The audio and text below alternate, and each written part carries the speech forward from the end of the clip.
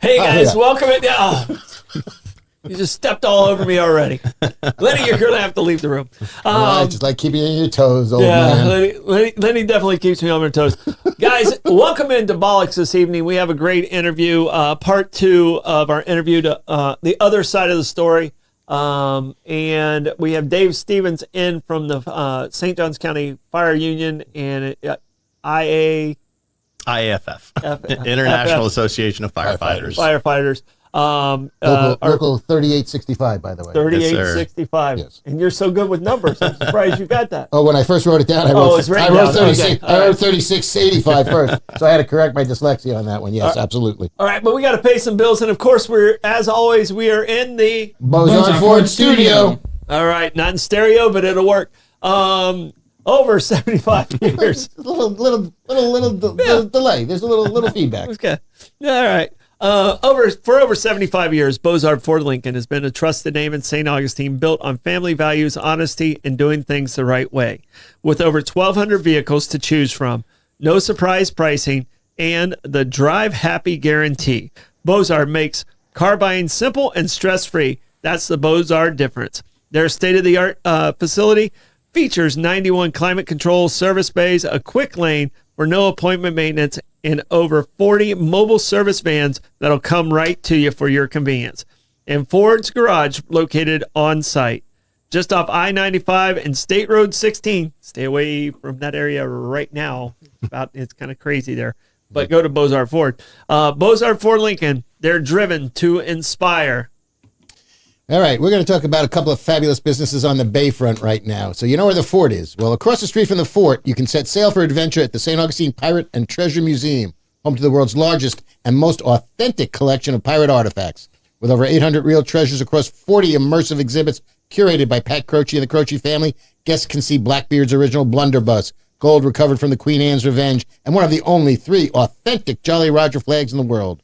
The museum also features a special exhibit highlighting pirates in the movies with props from films like Hook and Pirates of the Caribbean, located in historic downtown St. Augustine across from the fort.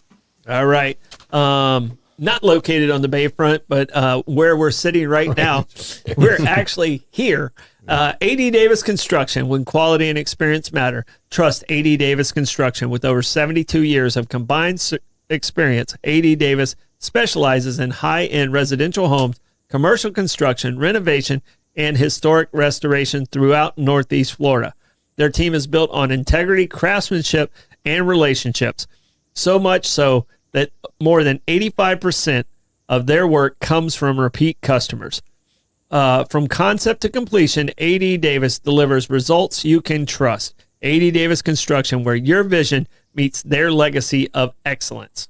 After you've finished exploring the Pirate and Treasure Museum, head south down the Bayfront until you find Meehan's Irish Pub, where you can eat, drink, and be Irish at Meehan's Irish Pub right on the waterfront in historic downtown St. Augustine. A favorite for locals and visitors alike, Meehan serves up traditional Irish classics like corned beef and cabbage, fish and chips, and shepherd's pie, alongside local fresh seafood and a full raw bar. Enjoy a pint in the cozy pub, dine upstairs at Johnny's Oyster Bar with views of the Matanzas River, or relax in the backyard with tropical vibes. The pints are cold and the welcome is always warm, only at Meehan's.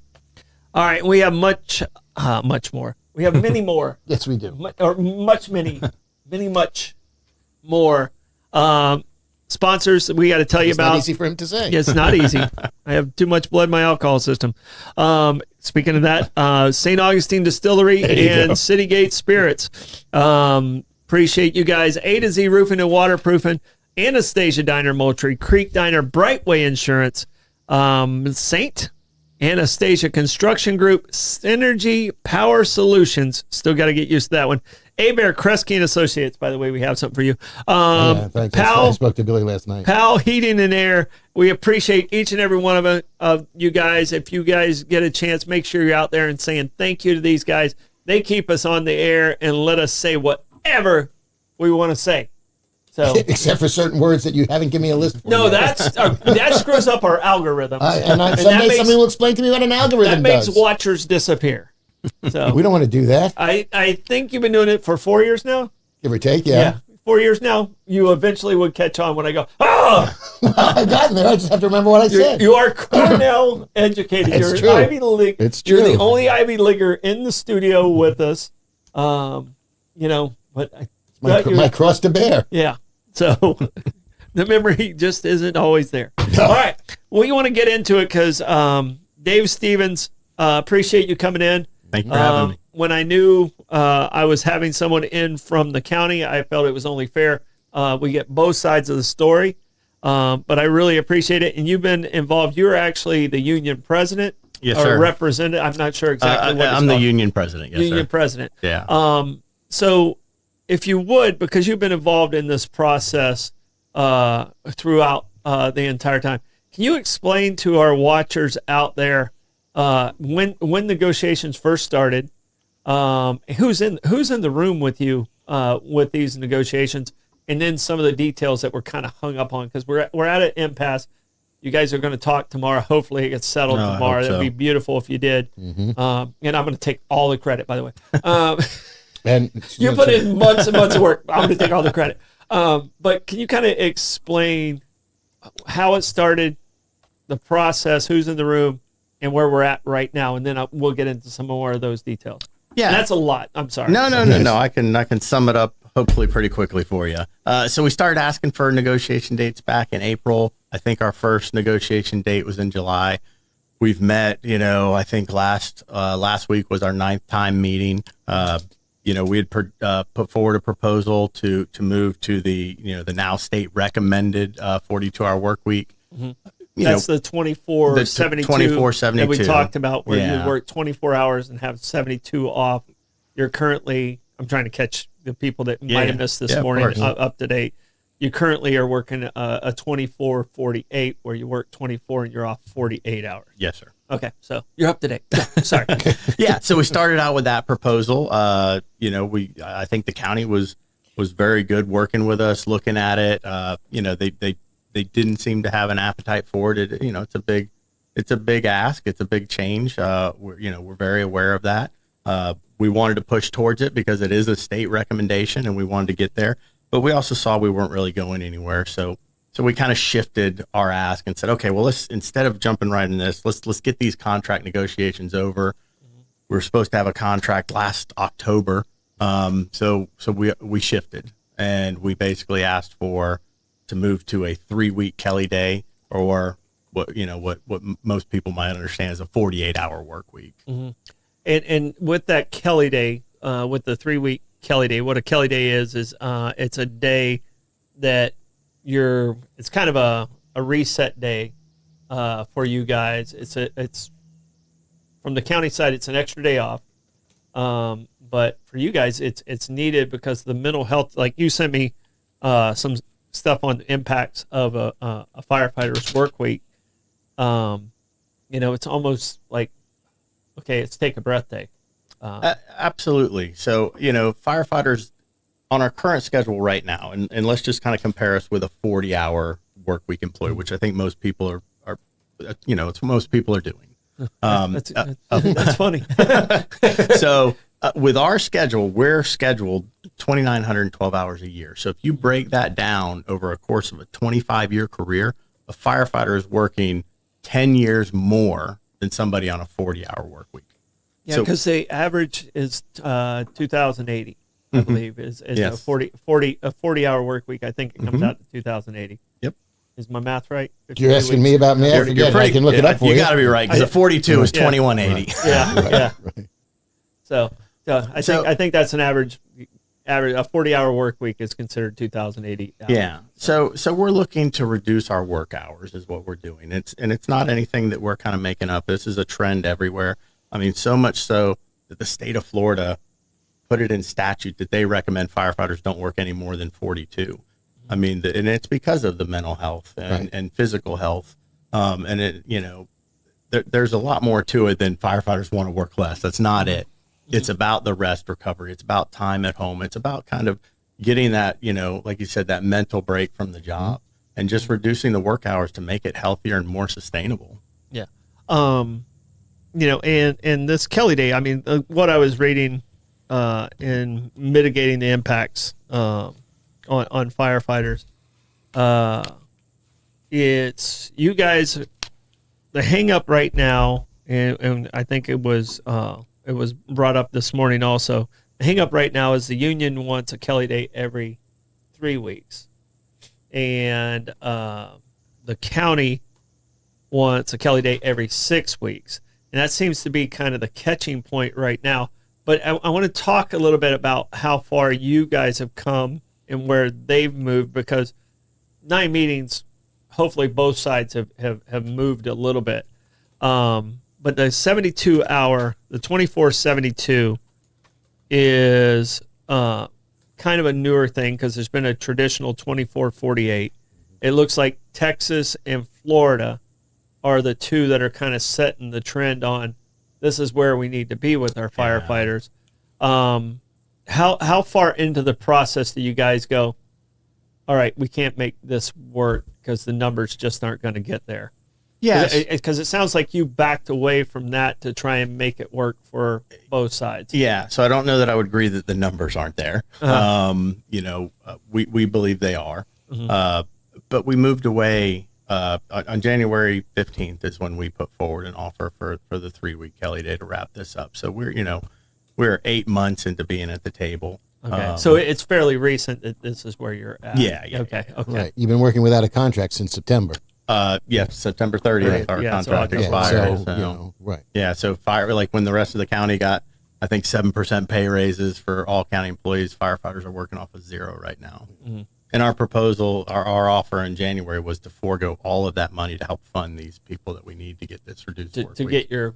get you down to the reduced work week. Yeah. And we've, when it comes to what we're offering to help do this, we recognize we're stewards of the taxpayers as well. Mm-hmm. We want to make sure that, we don't want to enact a program that can't be done, financially or operationally.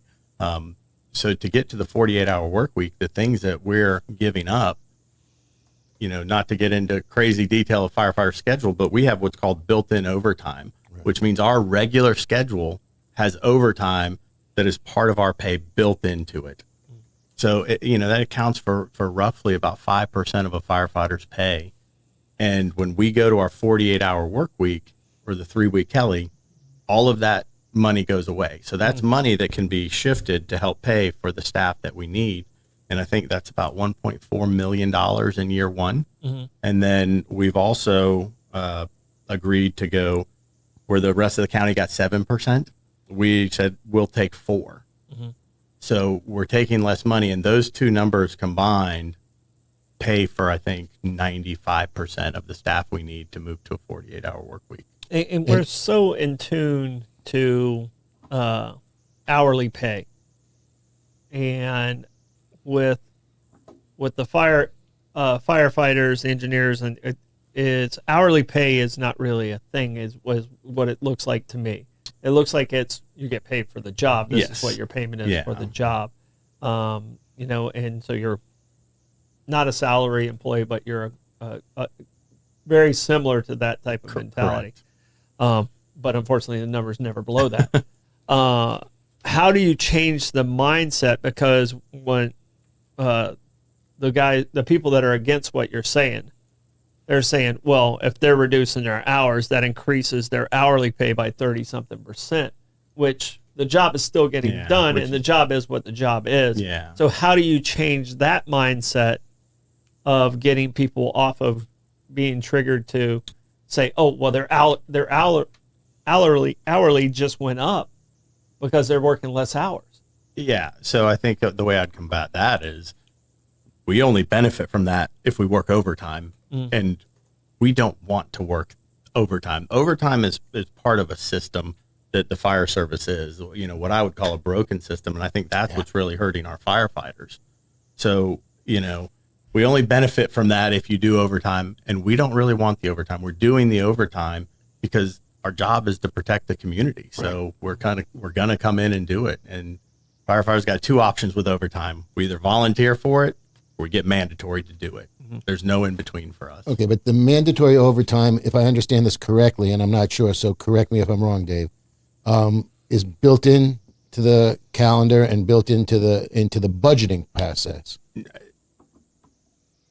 Not really. Okay. 'Cause- Yeah. So we have built in so on our schedule, we have 252 hours that we work that are built in overtime. You could call it mandatory, but it's built into our schedule. But it's 252 hours. Those 252 hours that the taxpayer is paying us on our regular schedule at time and a half goes away with our new schedule. So there's this money. And what we're doing is we want to reallocate that money to help fund the staff for us to get these extra days off.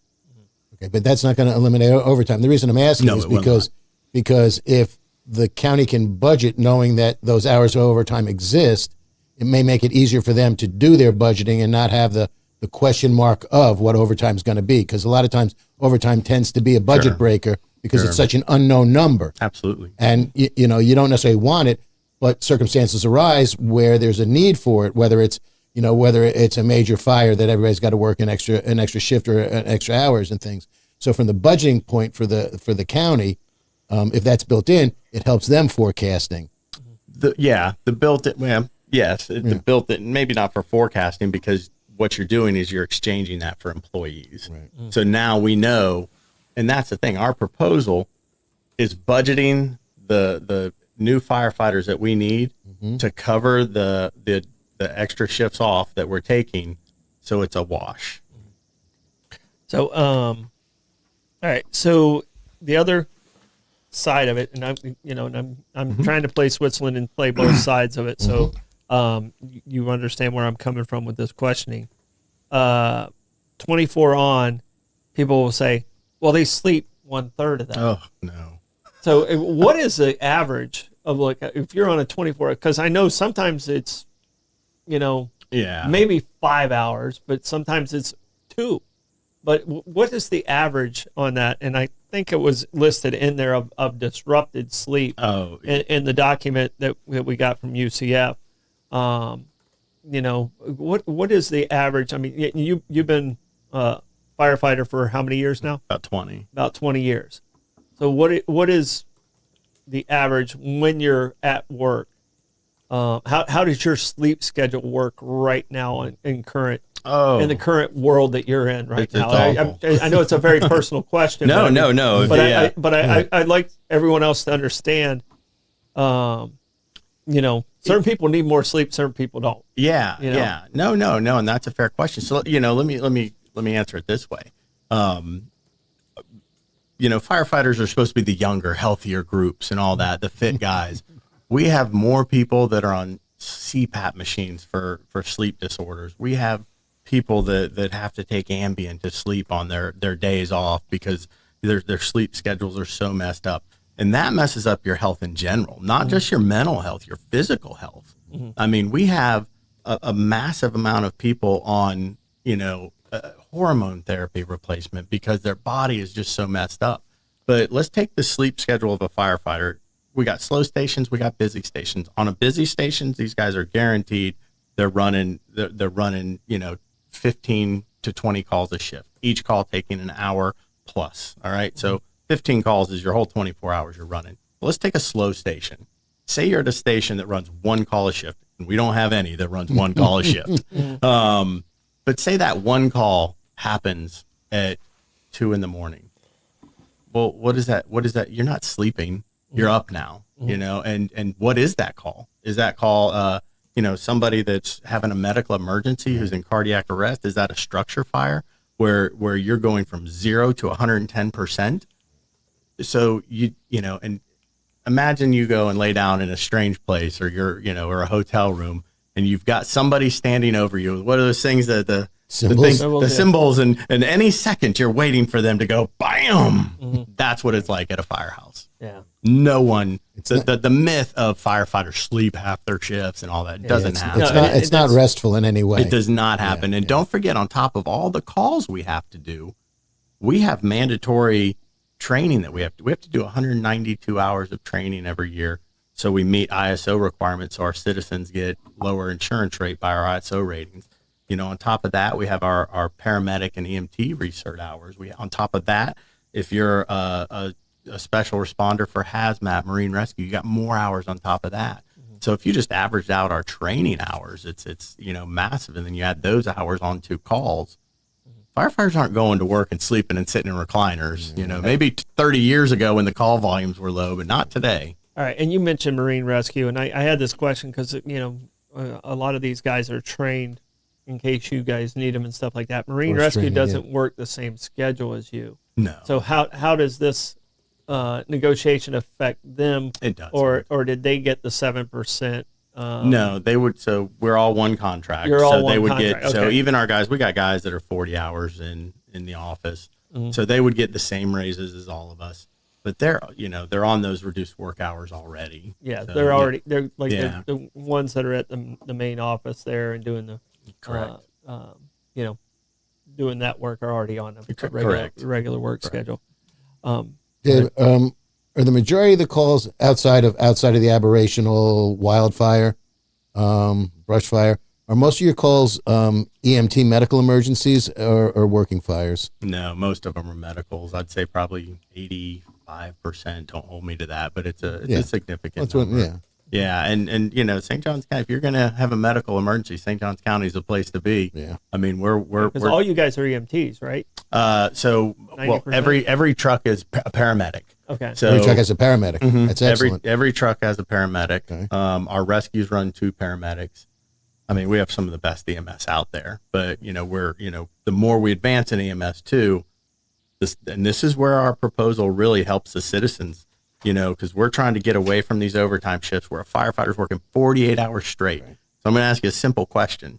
If you were having a medical emergency or your family was having a medical emergency, would you rather have a paramedic that is on his 46 hour of running call after call after call, helping you, making drug calculations in his head to do life-saving drugs that's up for 46 hours straight?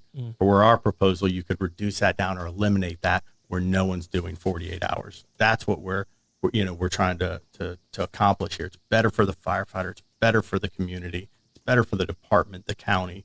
We're offering some win-wins for everybody here. All right, and I want to do some clarification because your numbers and the numbers we heard this morning are different. Yeah. I have some documents from you using the 3-week Kelly Day, and the numbers we got this morning was a number around 70, but we believe that was including the 4 new fire stations, and then the actual number that I see on this paperwork is, it looks like it's an additional 9 engineers. 9 engineers, 9 and 9 lieutenants. Yes, sir. So it's a total of 18 to make the 3-week Kelly Day work. Yes. And then there was another 50 something attached to it. That has to be it's going to have to be there anyway because of the 3 shifts anyway. of those 4 new facilities. So your basic number is 18 FTEs. Yep. So we can't to make it work with the union. How many total people do you have in the union? Oh, I think we have almost 400 members. Okay, and that's active, or is that so? Because some of those guys are retired too, right? Or, we have Chief Pravat's a retired fire chief, but he's a member of our union. I mean, honestly, Chief McGee, all these guys are members of the union. Mm-hmm. So, but he can't participate. No. He's not covered under the contract. Chief McGee can't participate. Correct. On either, probably on either side. No. How is the relationship with Chief McGee and the fire union? I mean, he really is kind of just he's got to sit back on his hands and go, okay, let me see what they give me. Is what it kind of looks like to me. That's a tough one to answer because, I mean, you heard Commissioner Whitehurst in here today say that Chief McGee doesn't support any of this. Mm-hmm. He hasn't personally told me that. So I don't, I know him well enough to know he's kind of got to sit back and just kind of sure. Yeah, he's got to kind of accept it. Yeah, he's not at the bargaining table. As soon as this is over, he's the leader. Yeah. So, he's Chief the leader McGee, now. He's the leader. He's the leader then. Yeah, so. Chief McGee was my battalion chief for 11 years. I think he's a very good guy. Mm-hmm. If we're not in line on on a 3-week Kelly. Let's figure it out. Mm-hmm. Let's have some meetings. We've asked to do some operational workshops to see where we need to be. But we want to engage. Mm-hmm. So, and real quick, just to kind of back up on the numbers there, I just want to be real clear. The number that we came up with staffing is not a union math formula. It is a standard industry model for implementing a Kelly Day. So those 18 we're confident that's correct. And just to kind of clarify, and this is where we might be at a problem in negotiations, because there might be a communication disconnect. Because I heard Commissioner Whitehurst say for the 6-week Kelly, we needed 36 people. Well, last meeting, the representative from prior administration said to do a 6-week Kelly, we can do it with current staffing. Mm-hmm. So there's maybe a miscommunication there somewhere, and that could be what's holding it up. I think we're this close to being able to make a deal and everybody being happy, and the impasse is it's not personal, but sometimes the impasse is what's needed to clarify some of those misunderstandings, because we will go before a public hearing before the BOCC. These guys are not involved in negotiations, so they get a tidbit here, a tidbit there, and then where are we really? Mm-hmm. And the public hearing allows both sides to say, here's why I think this is where we're at, and here's the supporting documentation. I think we can settle this out tomorrow. I think we're this close to it, and I hope we can come to an agreement. That's our goal. Well, it sounds like you said 20 years, so that's going to take me back to something I said this morning, because this might have been the time when you were hired. So I've been with the county 17 years. In the mid to late 2000s, a state mandate came through with the 2 in, 2 out rule. Did I quote that correctly this morning? Because but I think it came in the mid to late 2000. I remember Bobby and Bobby was like, oh my gosh. Speaking of former chief, we've Bobby grown Hall. a lot since then. We definitely have no problems with that. But the 2 in, 2 out rule came into effect, and we had to hire a lot of people just to cover that. Yeah. That rule is still in effect. How does this contract take into effect like rules like that? That was a state mandate. Will this contract have enough flexibility to help with those state mandates that we don't know what they're going to be? Yeah. So, I think NFPA recommended the 2 in and 2 out. I believe it was a state mandate. Yeah. Our proposal is going to actually, the 42-hour work week is a recommendation. It's not a mandate. If it was a mandate, it'd be an unfunded mandate. It would be an unfunded mandate. No municipality likes those. But what it'll do is it's going to get us closer to meeting that state standard. Yeah. And the state fire marshal, he's going to develop rules on this new bill that got signed into law by DeSantis. And I don't know what those rules are going to be, but we just went and got $7.5 million in training center funding from the state. So if we're not even working towards meeting their minimum safety recommendations, is there a potential we're going to not get state funding? Yeah. And I think the 2 in 2 rule affected a lot of insurance rates. If you met that, then it helped out insurance rates, and there's quality points that are attached to those type things.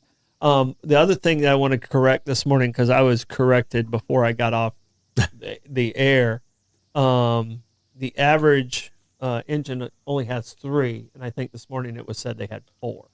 Is that Yeah. What is it? What is the actual number there? So the department's minimum staffing is 3. Okay. So And the national standard, somebody mentioned this morning, was 5. it's like 5. Yeah. Yeah. So you're doing more with less. Yeah, I mean, we would love to see 4 and 5 man trucks all the time, but yeah, that is a significant cost. So what we have, Yeah, the ones that were correcting me, I think they were on the truck. Right. They were willing to send me pictures of the other 2 guys. yeah. So I was like, sorry guys if I got that wrong, but I don't Got think room in the cab for I one wasn't more. the one who said it. Right. yeah. So Got just room in the cab. he's partially right. So I don't want to completely say he's wrong. But we have a 4th guy. Mm-hmm. But when they've got to fill another spot somewhere, they pull that 4th guy. So rarely do you see a lot of 4. To make sure you're at the minimum, you might say, Correct. Station Correct. 19 say, hey, Yeah. send send Dave over. Yeah, You know, exactly. Okay. So, and that's how our plan operates. It operates under the department's current staffing policies. Never will we drop down to 2-man ever. Okay. Our plan gets you the people to cover the shifts we're taking off, and you still have those people in place that are going to cover, a sick call or something like that. So our plan changes nothing for department staffing All right. as far as what's in place now. Okay, and the 18 new firefighters that haven't been hired yet, they've been budgeted for, or they're talking about budgeting for them? No, because he was saying this morning that there's 18 new firefighters that are going to be floaters to fill in some of those Kelly days and those off days. So I believe what Commissioner Whitehurst was talking about was a couple years ago, maybe I don't remember how many, 2 or 3 years ago, the commission approved 18 firefighters to come in and help fill some overtime slots. What he's probably unaware of is I think 9 of those are in place. So they're there, they're budgeted, they're part of their funding, but they're not actively in place.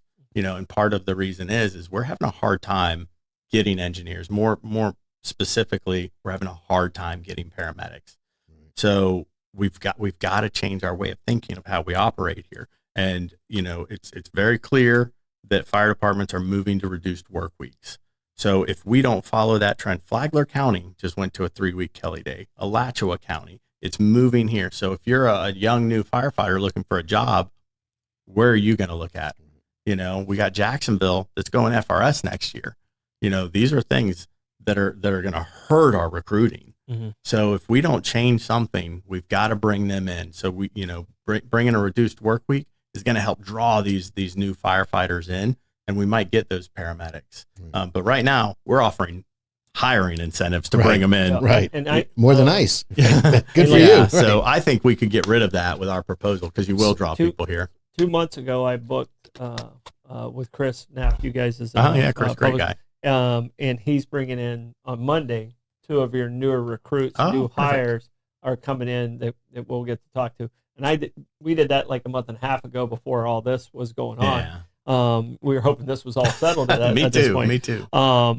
But you as a captain now, Yes, sir. and you're a voice for a lot of the younger firefighters. On this list you gave me, it's showing 111. There's a total of 370 with a current 32 recruits. 111 firefighters, 125 engineers, 99 lieutenants, 23 captains, and 12 battalion chiefs. Yes, sir. All right. Everyone starts at the firefighter level, or is there people that come in with experience and they can go straight into the engineer level? So right now you start out at the firefighter level.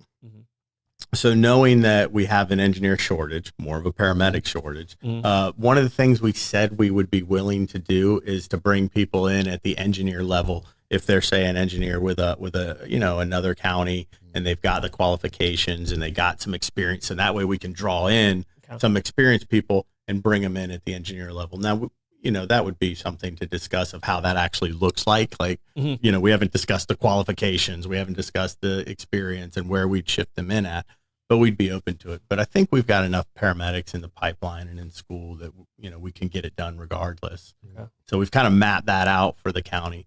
And so, like a lot of this, the staffing model, we presented this last week where we showed them a lot of this stuff, and they were very receptive. They asked a lot of good questions. I feel like we've made some progress from last Friday. So I think maybe some eyes were opened on both sides. They asked some good questions. I think there was some misconception about they want to take a day off, but then they want to work it at overtime and make more money. Right.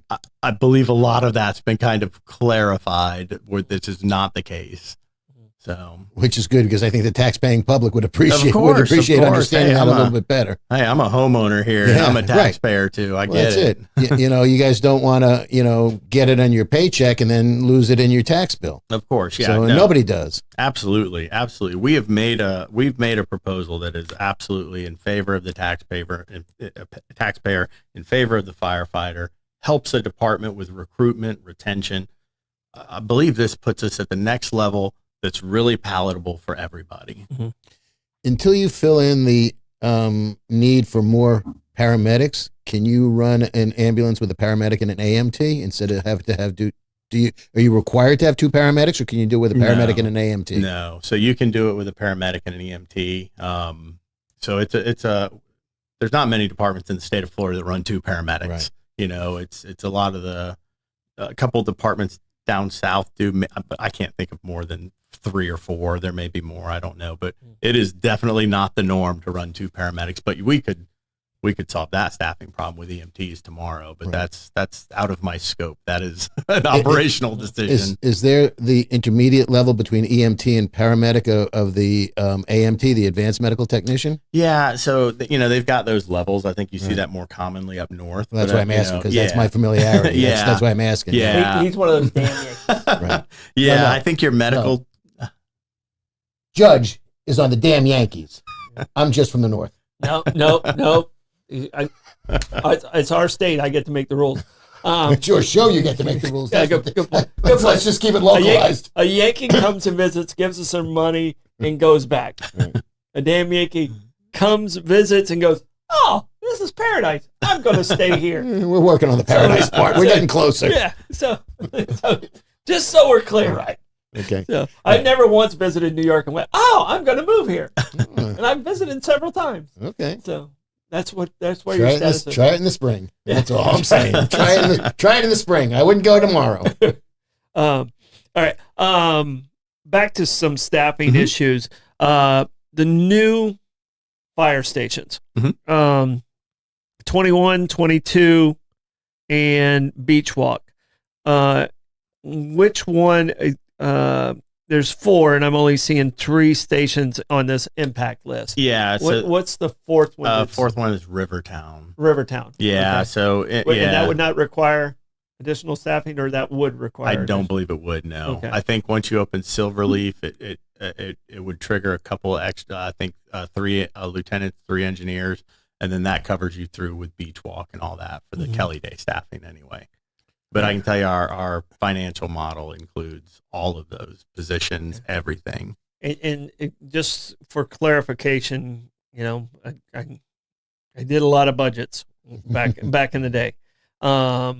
Clarification: the gap between the Kelly Day, the 3-week Kelly Day, and these additional FTEs, some of that money for those FTEs is going to be covered because of less overtime. Is that correct, or is that is that a fair statement to make, or is that a reach? I don't know that for trying to be too kumbaya there. Yeah, no. So your system, the way you operate today, doesn't change, except you're bringing on enough employees to get the raw extra number is time. 18 FTEs. Yes. So just to take it down to the brass tack, it's 18 FTEs. Yeah. Yes. And where your overtime can go down, where we're going back to the 4-man, we're getting complicated now, but where you're going to the 4-man trucks, right? Whenever you see a 4-man truck and you see somebody on overtime, that is only there because they weren't a paramedic. Mm-hmm. So if we get those qualified firefighters in that are paramedics,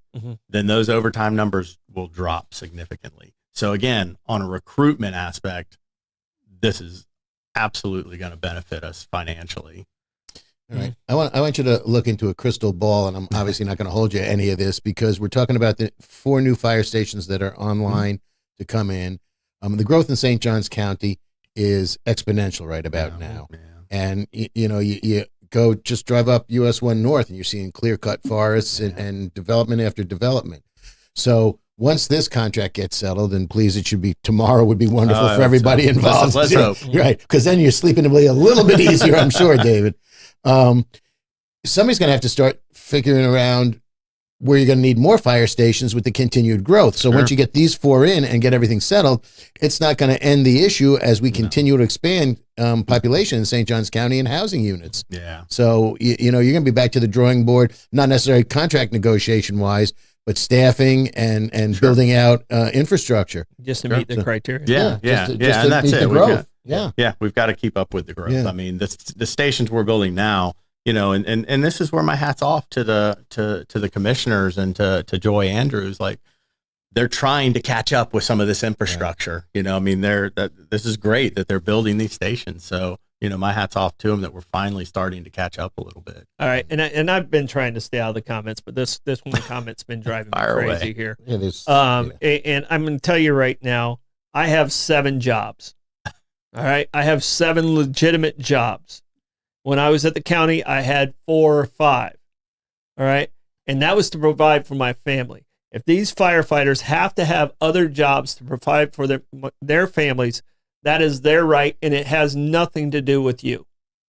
You know who I'm talking to. You're in the comments. You've been doing it all day long. They're providing for their family. You would be the same person that would be bitching if they had to live off of your money. All right? These guys are providing for their family, and they're doing the work, and they're putting in the time. So that argument needs to go away, or you need to go away. And it's as simple as that. So, sorry, I had to take care of that, because that's not just firefighters. That's people that work at the county, and you work at the county and you sacrifice salary for stability. You sacrifice salary for benefits and retirement.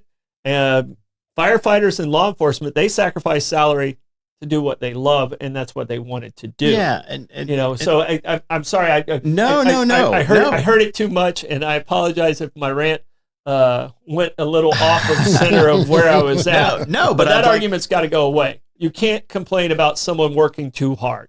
You can't complain about that. But just to quickly address that, so before we put out our contract proposal, we did a survey, and one of the things we asked are, how many of you have a second job? Mm-hmm. I think people would be shocked to learn that's what you were saying earlier. Like 30% of our people have a second job. Mm-hmm. You want to know where their second job is?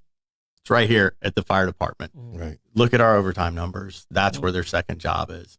And for some of the comments, me personally, I've not worked an outside job outside of the union president and the fire department in months. So we're all good. Yeah. So, well, I can tell you, like I was Parks and Recreation director for years, and my guys, we worked 410s, and most of them had lawn businesses or some other job because they saw this as their stable, and then the extra money that they wanted to do and provide for their family came from that second job. Yeah. I would say it was even a higher number with my Parks and Rec staff on having some type of part-time extra job. Well, and and here's another point that I think a lot of people don't realize too. So if a firefighter, say they want to have a part-time job, one, the county can dictate that. We have to submit forms of the job we're doing.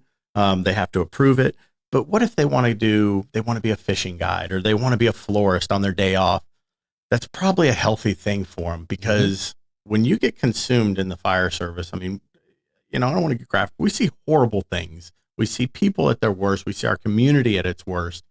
So sometimes that going and doing that fishing trip or doing that lawn business, like, it separates you back to reality. So the fire service is not your sole thing in life. It doesn't define who you are. Yeah. And society, and Blake, go ahead and take out that fake account, by the way. I'm tired of it. Society today is different. Like, when Lenny and I were growing up, we were attached to our job, and that's what we identified. Oh, what do you do? Oh, I'm a chef. Right. What do you do? I'm a Parks and Rec guy. Younger generations aren't as attached to their careers as their identity. Correct. It's a different mindset with the millennials. It's a different mindset with the Gen Zers. Right. They're their own person. They're not identified or attached to a job. Now, you younger recruits and stuff like that, it's tough to not be a firefighter if you're a firefighter. Yeah, and the younger generation, love it or hate it, right? They have identified that work-life balance is one of the most important things to them. Mm-hmm. So we can sit here in our old ways and go, well, if you don't like it, but what's that going to do for our service in 5-10 years? We're already struggling to get people. There's already more jobs for firemen than there are firemen. Mm-hmm. So we've got to do something to bring them in, So we've got to change around us. If we don't change, the department will suffer. And by extension, so will the citizens. So will the citizens. All right.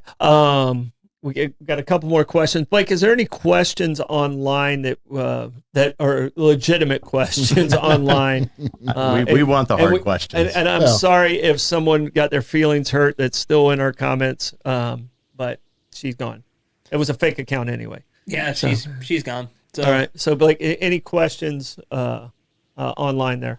There was some comments about you guys' debate, but one question was asked was from Bobby was David, why don't you have a traditional firefighter's mustache? Because I have a wife that won't let me grow one. So, and my wife won't let me shave mine. Yeah. So. And I don't want to shave mine. Every time I shave mine, I look like a little kid. So I trimmed my beard and no one even noticed. I took Actually, I can see that now. I took like 4 inches off and no one even noticed. And I was trying to catch up with you. Now I win. You win. Okay, that was easy. You All right, I can trim when I get home. We get harder questions than that. Yeah. So one of the situations with this negotiation, this is the second or third time we've actually hit an impasse. I think it's the third. Okay. Yeah. Well, when are some of the other times that this has come into play? Yeah. So one of them was before my time, before I got hired here, and then the second one I think was around 2010. Okay. Kind of right when the recession hit, and we were kind of coming out, and I knew that's the one I knew about. I didn't know about the one. Previous to that. Yeah, and even that one, I think both of them, I think they never went through the whole process. So that's the thing to think about too. The impasse process is not, it doesn't mean that we're throwing eggs at each other. And, I have nothing but respect for this BOCC. Nothing but respect for Joy Andrews. But what that process does is it just starts kind of a statutory timeline. When we're so far in, it just kind of says, hey, here's the process we're going to follow. Even at the table, we're like, look, we want to keep coming. We want to keep talking. We want to make a deal. We could have a deal tomorrow and be done, or we could come back 20 times, never meet, and then end up at a public hearing. It's, it's not what we want, but it's nothing to be afraid of. It's nothing to be, we're not fighting. I know, like I said, the things some of the commissioners have done for us and the administration have done for us are great for firemen. I think the biggest thing we can tout is the mental health, and that's the true reason why this is being pushed. When they did the mental health counseling for us, I mean, that was huge. I mean, Commissioner Arnold, I've said it before and I'll say it again. She saved lives with that. If we didn't have that, I don't know where we'd be. Right. But what that program has also done is it's uncovered the bigger issues that we have. 1/3 of our staff utilizes that counseling. So imagine that. We have 3 shifts. Imagine every single firefighter on today. Shows you how much it was needed. Yeah. And it's 1/3 of our people saying, need somebody to talk to. On top of that, through the IAFF, we have a place called the Center of Excellence in Maryland. It's only for firefighters. It's a mental health, an inpatient mental health facility. And we personally send several people there a year. Just a month ago, we had 2 of our firemen in there. I think everybody knows our department's history with mental health. We've had some very, very tragic loss here. And some of the personally, from the personal side, are guys that were after, and they just couldn't. Like when they were working, they seemed to be okay. Yeah. Like, okay, this is my everyday grind, and then it started eating at them after they retired. So I'm hoping that this mental health continues for our retirees also. Yeah. And that was the thing, this is extended to our retirees. And I know we know about the tragic things that's happened to our current firefighters, but we have had others with people that weren't with the department anymore. And I'll tell you this, for firefighters in general, the CFO and State Fire Marshal of Florida went on a podcast and he said firefighter suicides are at an epidemic level. So, firefighter suicides outpace firefighter line of duty deaths. Of 50 states, 10 have mandatory reporting for suicides. So where is the real number? If 40 states don't even have to report it, and then they don't report retirees, what is the number? I mean, there's issues. Every single issue that the state of Florida made this change with its health and safety law and recommended work weeks and mental health stuff, our department has every one of them. Every fire department probably has every one of them. We've got to do something. Did I read it correct? Sorry, Troy. Did I read it correctly that mental health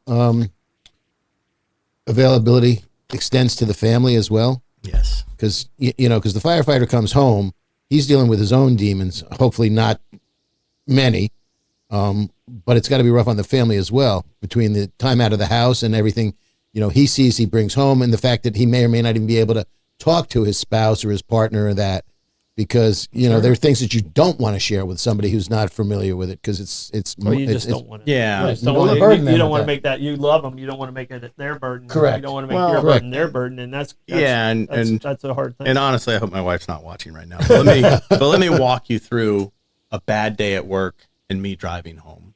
All right. I had a kid one time, little 2-year-old kid drowned. Right. At the time, my son was 2. Bad shift. I drive home, and as I'm driving home, I'm thinking about this, and it's awful. But then I passed the intersection where I saw, a family lose a father. And then I pass another house where I'm like, oh God, that's where, the lady lost her husband, and this is where this happened. And then I finally make it home. And then I got to sit in the driveway for 10 minutes so I can put on a strong face for my family, because my family doesn't want to hear this. I can't unload this on them. Right. And then I got to pretend that everything's okay, so they don't have to bear the burden. Yeah. And that's a common thing. And I grew up in the era of, I started being a fireman in the eras of rub some dirt on it, as Clay Murphy might say. Walk it off. Right, exactly. And I can tell you, I only have one experience with dealing with fire rescue, and as it was under Parks and Rec at the particular time, fire rescue and fire. I don't know if you remember, it was before you got here. It would have happened right about the time that you started. The 2 girls that got hit on the beach at Anastasia Beach, and the one girl, her entire face was missing, and I was, along with one of our fire rescue guys, was the 3rd person there. And I still, when I step on Anastasia, I look at that location, and I don't know, you guys are built different. So, and I appreciate you being here. Yeah. Because I can tell you right now that that moment will never leave me. Oh, and you guys have that on a weekly basis, if not a daily basis, if not a monthly basis, where you're going to have those that stay with you. And it's about time to wrap it up. Yeah. I want to go ahead. No, and I was going to say, I think that's also the premise of the reduced work hours, because like you said, you just said it, and you're accurate. We deal with this on a daily basis. That's exposure to just horrible things, exposure to fire hazards, exposure to carcinogens. Common sense says if we reduce that exposure, things get a little better. Well, it's about time for us to wrap it up. But John was there. Yeah, so he knows exactly what was going on that scene. You're dealing with Jesse Dunn, assistant county administrator, Very good who guy. I have great respect for. Very good guy. A lot of people, him and Doug Timms got us through probably the toughest budget time that the county ever faced during the recession in 2007, 2008, to where we are today with a very, very healthy budget. So when problems like this come up, there's solutions. Yeah. We're not trapped. Reserves. There's solutions. Joy was in the budget office, during that time. That's where she started her career. So I have confidence on that side, and I have confidence on your side. So I'm rooting for this to get done tomorrow. Yeah, I am too. And when we come back on air on Monday, we're like, it happened. I hope so. That would be Yeah. that would be the most ideal situation. Yeah. Do We you want to have get there. Any other? I just want to, thank you and your membership for what you do. It's an appreciated job, but I think it's probably underappreciated for everything you guys go through and, what you provide for the community. And it just needs to be acknowledged. So thanks very much to you and your membership. And I'll tell you, our members, they're great people. The men and women of this department are amazing. That knowing everything that firefighters face, these guys do it without hesitation. Right. They do it without question. They pick up all these overtime shifts without complaining. So we can get this done. I think we can get this done tomorrow. I think the right heads are in the room. I think, again, the biggest thing I can express is I think we all want to get to the same place. I believe the BOCC, Joy Andrews, the fire chief, I think we can all find common ground here and get this thing done tomorrow. Yeah. And that's, like I said, I am confident on both sides that we're not as far apart as I thought we were. I don't think we are. 2 days ago when we started talking about this. Yeah. I mean, when we started talking about having both sides on air, and I'm rooting for a good solution. Obviously, as a taxpayer, I understand the county side and where they have to be, and they're the guardians of our taxpayer dollars. Your side and I don't know if you caught the portion today where county kind of expressed they were a little hurt because they weren't helping trying to do things, and I agree they're trying to do some things, but you have to fight for your family. Sure. And that was my statement. It was like, you can't be mad at them for fighting for their family. And he's a great father. I mean, Kristen was in. He's a great father to his girls. And just to really set the record straight on that, I don't think we have ever said the county doesn't care about us or not. Christian Whitehurst is a good man. He's a good man, and I do believe he cares about firefighters. So if he's ever thought that I thought otherwise, let me just clarify that right now. Yeah. We got good commissioners up there. All of them, I believe, care about the fire department. But I am here to fight for our people, and I'm going to do that because I do see what they're going through, and it's not easy. These are my friends that we've lost. These are my friends that I see suffering, and I'm getting these calls that they need help, and it weighs a lot on me, so I will always stand up for what I believe is going to help our people. Yeah.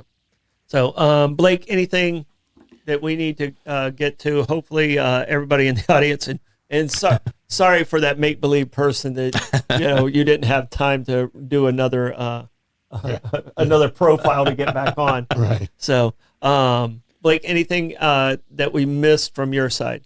I do think we are good for right now. So, but definitely know that there's definitely going to be a lot to talk about after this. All right. So I appreciate everybody who was with us today.